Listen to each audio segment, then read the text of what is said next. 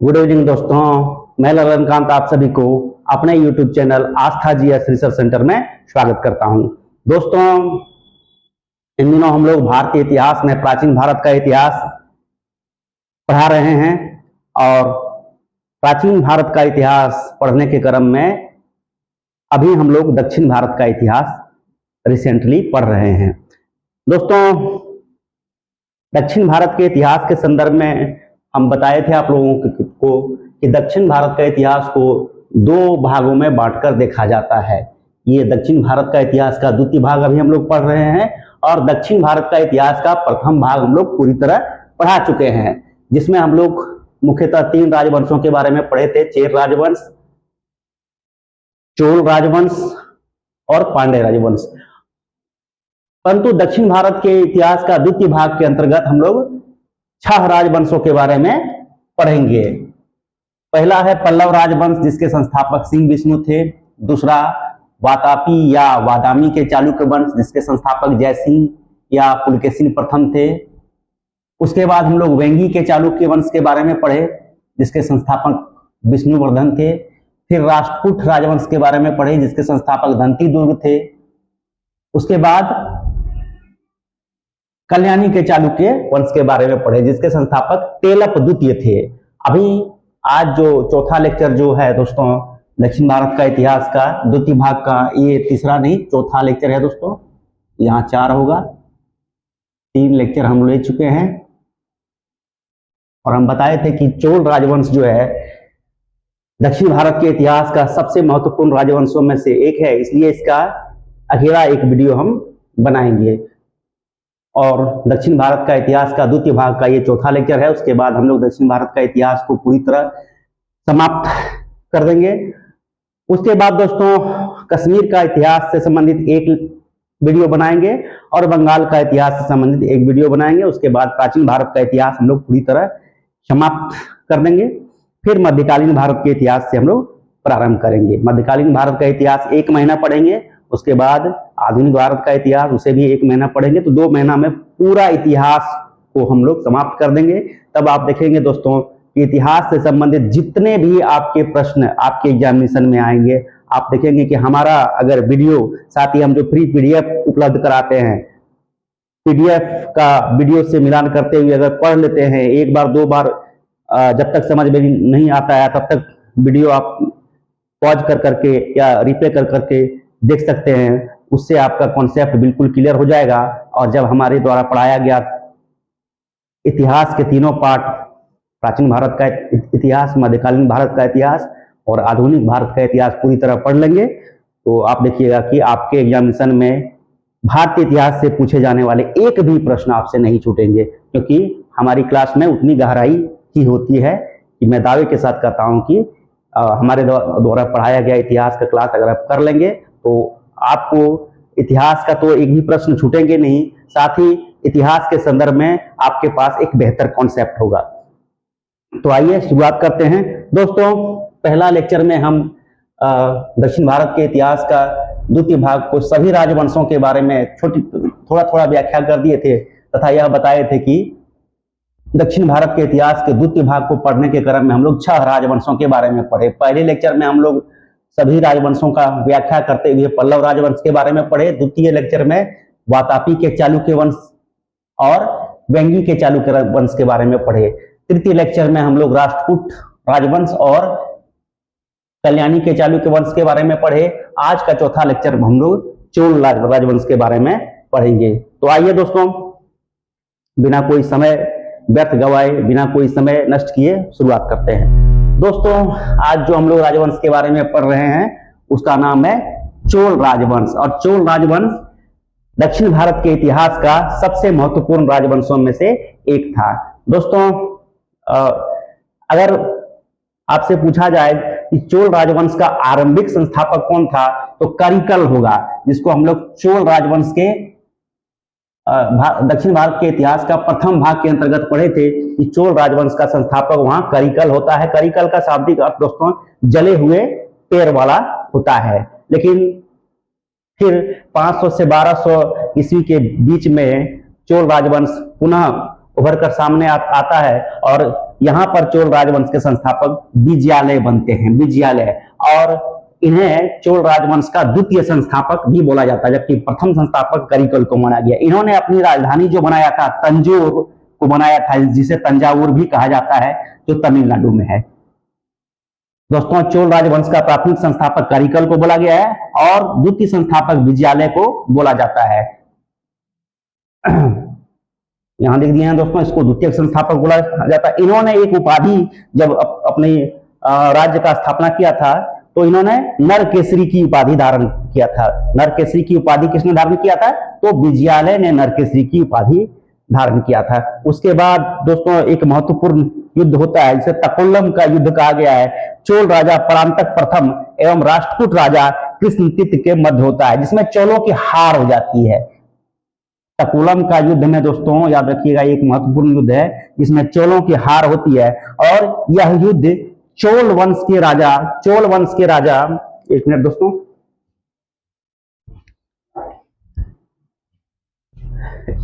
यह युद्ध जो होता है तकोलम का युद्ध, यह चोल राजा परांतक प्रथम और राष्ट्रकूट राजा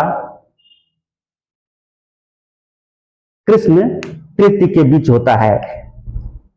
कृष्ण तृतीय के बीच होता है।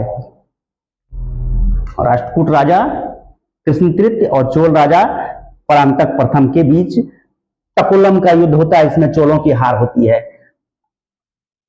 इस चोल राजवंश का अगर सबसे प्रतापी राजा के बारे में देखा जाए तो राजेंद्र प्रथम को इस चोल वंश के सबसे प्रतापी राजा राजराज प्रथम को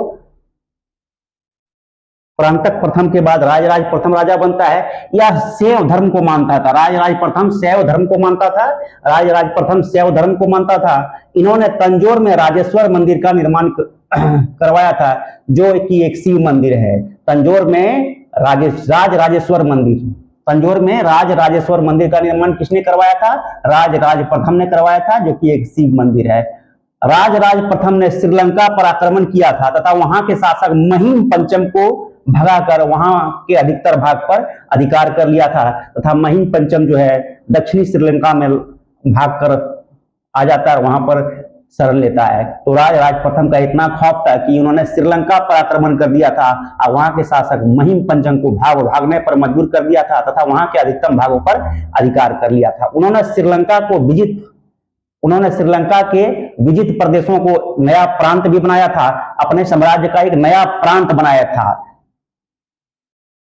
तथा उसका नाम मुंडी चोल मंडलम रखा था।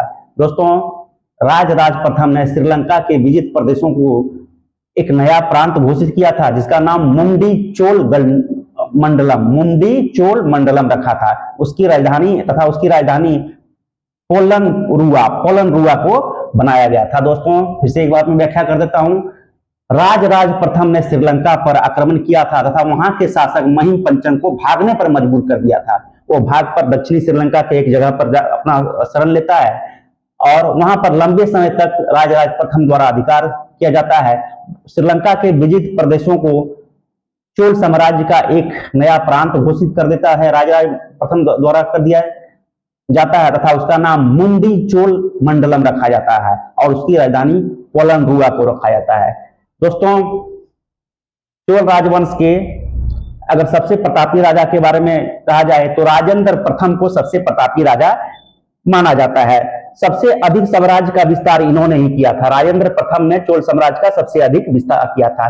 इनका सबसे महत्वपूर्ण अभियान बंगाल के शासक महिपाल के विरुद्ध माना जाता है। बंगाल के शासक महिपाल को पराजित करके गंगे कोंड चोल की उपाधि धारण किया था। दोस्तों, इन्होंने क्या किया था कि बंगाल पर आक्रमण किया था, जो उड़ीसा के रास्ते होकर ये गए थे और बंगाल पर आक्रमण किया था इन्होंने। और बंगाल के शासक महिपाल को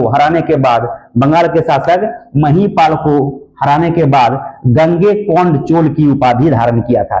विजय के उपलक्ष्य में इन्होंने तमिलनाडु में एक नगर भी बसाया था जिसका नाम गंगे कोंड चोलपुरम रखा था तथा इसी नगर में बृहदेश्वर मंदिर भी बनवाया था। तो बृहदेश्वर मंदिर का निर्माण किसने करवाया था? राजेंद्र प्रथम ने करवाया था, जो कि एक 8 मंजिला मंदिर था। बृहदेश्वर मंदिर एक 8 मंजिला मंदिर था। ये सारे ही फैक्ट दोस्तों बहुत ही इंपॉर्टेंट है, आप बढ़िया से इसको पढ़ लीजिएगा। सबसे प्रतापी राजा राजेंद्र प्रथम को माना जाता है। सबसे अधिक साम्राज्य का विस्तार इन्होंने किया था तथा इन्होंने बंगाल में गंगा नदी के आसपास के क्षेत्र को जीत लिया था। जीतने के उपरांत इन्होंने एक उपाधि धारण किया था जिसका नाम गंगे कोण चोल थी।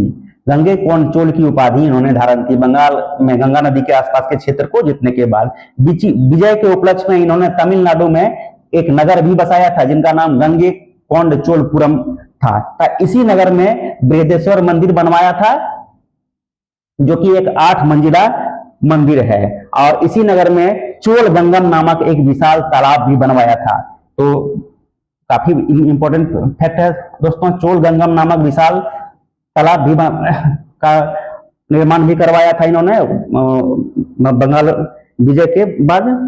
आइए देखते हैं उसके बाद जो राजा बनते हैं उसका नाम राजेंद्र द्वितीय है। इन्होंने राजकेसरी की उपाधि धारण की थी तथा अंतिम चोल शासक राजेंद्र तृतीय को माना जाता है। सबसे महत्वपूर्ण शासक दोस्तों राजेंद्र प्रथम है। चोल वंश के सबसे महत्वपूर्ण शासक राजेंद्र प्रथम है। इन्होंने बंगाल में गंगा नदी के आसपास के क्षेत्र को जीता था तथा गंगे कोण चोल की उपाधि धारण किया था। विजय के उपलक्ष्य में इन्होंने तमिलनाडु में गंगे कोण चोलपुरम नगर बसाया तथा इसी नगर में बृहदेश्वर मंदिर बनवाया था जो कि एक 8 मंजिला मंदिर है। इसी नगर में गंगे चोल गंगम नामक एक विशाल तालाब भी बनवाया था। राजेंद्र द्वितीय इसके बाद राजा बनते हैं जिन्होंने राजकेसरी की उपाधि धारण की थी। अंतिम शासक अगर देखा जाए तो चोल वंश के अंतिम शासक राजेंद्र तृतीय है। चोल वंश के बारे में कुछ महत्वपूर्ण बातों को अगर देखा जाए तो इस प्रकार है। भगवान शिव की डांसिंग मुद्रा वाली नटराज मूर्ति जो है चोलकालीन मूर्ति है, जिसको एक चोलकालीन अनोखा निर्माण माना गया है। संपूर्ण साम्राज्य जो है, संपूर्ण चोल साम्राज्य 6 मंडलम 6 प्रांतों में, जिसको राज्य बोलते हैं, 6 मंडलम में विभाजित था, यानी कि 6 प्रांत में विभाजित था। मुख्य विशेषता चोल साम्राज्य की मुख्य विशेषता क्या थी? यहाँ की स्थानीय प्रशासन। स्थानीय प्रशासन जिसको अभी जो है ग्रामीण व्यवस्था भी कह सकते हैं, आज के ग्रामीण व्यवस्था उस समय चोल साम्राज्य में थी। तो मुख्य विशेषता चोल काल की मुख्य विशेषता स्थानीय स्वशासन थी। स्थानीय स्वशासन थी। यहाँ इसको 3 भागों में स्थानीय स्वशासन का संचालन 3 भागों में होता था, उर, सभा और नगरम। उर में सामान्य लोग रहते थे, उर में सामान्य लोगों का वर्चस्व होता था। सभा जो है ब्राह्मण लोगों द्वारा संचालित होता था, और नगरम व्यापारी लोगों द्वारा संचालित होता था। कंबन ओक्कट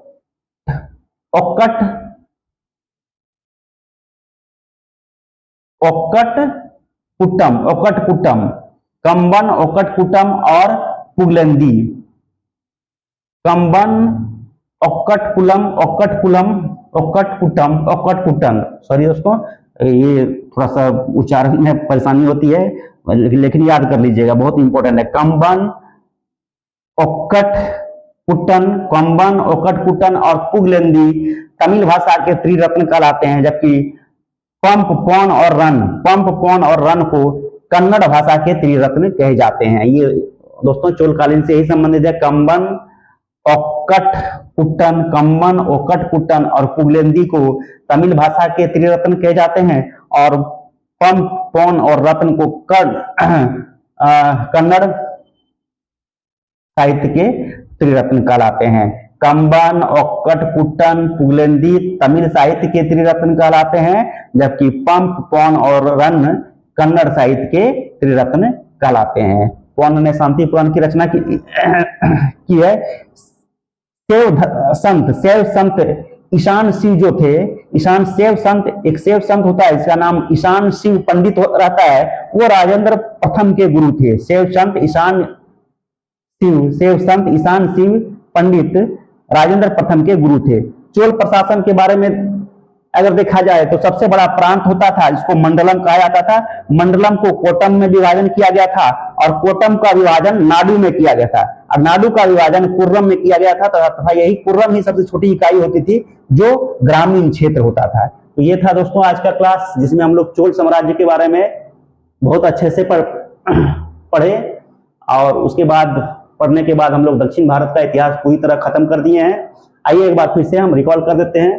दोस्तों, चोल साम्राज्य का अगर भौगोलिक स्थिति देखा जाए तो इधर पूर्वी घाट पर्वत में कन्याकुमारी के जस्ट ऊपर तमिलनाडु क्षेत्र में चोल साम्राज्य का विस्तार होता है, और यहाँ पर दक्षिण भारत के इतिहास के द्वितीय भाग में चोल साम्राज्य के संस्थापक विजयालय बनते हैं। इसको द्वितीय संस्थापक बोला गया है। प्रारंभिक संस्थापक करिकल को माना गया है। इन्होंने अपनी राजधानी तंजौर या तंजावुर में बनाया था, जो तमिलनाडु में है। इन्होंने एक उपाधि भी धारण किया था, किसने? विजयालय ने, जो उपाधि का नाम नरकेसरी था। तकोल्लम का युद्ध चोल राजा परांतक प्रथम और राष्ट्रकूट राजा कृष्ण तृतीय के मध्य होता है, जिसमें चोलों की हार हो जाती है। चोलों की हार हो जाती है। तकोल्लम का युद्ध में कौन राजा हारे थे? तो चोलों की हार हुई थी। चोल राजा परांतक प्रथम की हार हुई थी और राष्ट्रकूट राजा कृष्ण तृतीय की जीत हुई थी। उसके बाद राजराज प्रथम बनता है। यह शैव धर्म को मानता था। राजराज प्रथम शैव धर्म को मानता था। इन्होंने तंजौर में राजराजेश्वर मंदिर बनवाया था, जो कि एक शिव मंदिर था। राजराज प्रथम ने श्रीलंका पर आक्रमण कर वहां के शासक महिम पंचन को भागने पर मजबूर कर दिया था तथा वहां के अधिकतर भाग पर अधिकार कर लिया था। श्रीलंका के विजित प्रदेश को इन्होंने अपनी साम्राज्य का एक प्रांत भी बनाया था, एक नया प्रांत बनाया था, जिसका नाम मुंडी चोल मंडलम रखा, और उसकी राजधानी कोलन रुआ को बनाया था। उसके बाद जो राजा बनते हैं राजेंद्र प्रथम बनते हैं, तथा इसे ही चोल राजवंश का सबसे प्रतापी राजा माना गया है। सबसे अधिक साम्राज्य चोल साम्राज्य का विस्तार इन्होंने ही, राजेंद्र प्रथम ने ही किया था। बंगाल के शासक महिपाल को पराजित कर गंगे कोंड चोल की उपाधि इन्होंने धारण किया था। बंगाल के शासक महिपाल को इन्होंने हराया था और बंगाल में गंगा नदी के आसपास के क्षेत्र को जीत लिया था, और जीतने के बाद इन्होंने गंगे कोंड चोल की उपाधि धारण किया था। विजय के उपलक्ष्य में इन्होंने तमिलनाडु में गंगे कोंड चोलपुरम एक शहर भी बसाया था, तथा इसी नगर में बृहदेश्वर मंदिर का निर्माण करवाया था। बृहदेश्वर मंदिर का निर्माता कौन है? राजेंद्र प्रथम, जो कि एक 8 मंजिला मंदिर है। 8 मंजिला मंदिर है, तथा वहां पर उसी नगर में गंगे कोंड चोलपुरम में ही एक चोल गंगम नामक विशाल तालाब भी बनवाया था। उसके बाद जो राजा बनते हैं दोस्तों, वो राजेंद्र द्वितीय होती है। इसकी कुछ खास उपलब्धि नहीं होती है। इन्होंने राजा बनने के बाद एक उपाधि धारण की थी, जो राजकेसरी है। राजकेसरी की उपाधि राजेंद्र द्वितीय ने धारण की थी। उसके बाद परवर्ती राजाओं का काल शुरू हो जाता है, कमजोर राजाओं का काल शुरू हो जाता है, और अंतिम शासक अगर देखा जाए, अंतिम चोल शासक राजेंद्र तृतीय को माना गया है। उसके बाद चोल साम्राज्य तितर बितर होकर बिखर जाता है। महत्वपूर्ण बातों के बारे में अगर देखा जाए तो भगवान शिव की डांसिंग मुद्रा वाली मूर्ति जो है, जिसको नटराज मूर्ति कहा जाता है, वो चोल काल की देन मानी गई है। संपूर्ण साम्राज्य 6 प्रांतों में विभाजित होता था।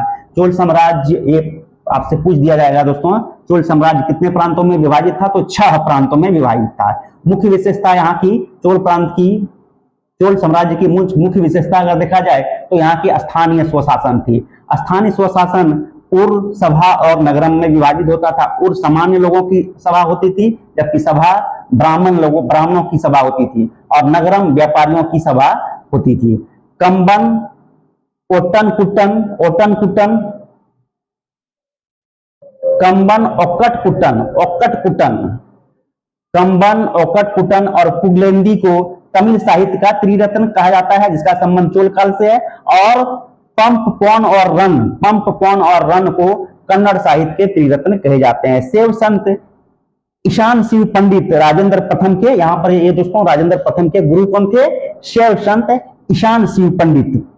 चोल प्रशासन के बारे में अगर देखा जाए तो सबसे बड़ी इकाई, जो साम्राज्य की सबसे बड़ी इकाई प्रांत होती थी, जिसे मंडलम कहा जाता था। मंडलम को कोट्टम में विभाजित किया गया था। कोट्टम का विभाजन नाडु में किया गया था, और नाडु का विभाजन पुरम में किया गया था, जो संभवतः ग्रामीण क्षेत्र होते थे। दोस्तों, यहाँ एक फैक्ट रह गया है, इसके बारे में बाद में वहां होना चाहिए, जो कैमरे में नहीं आ रहा था, इसलिए इसको यहाँ पर लिख दिए। उच्च अधिकारी को, चोलकालीन उच्च अधिकारी को पेरुंदरम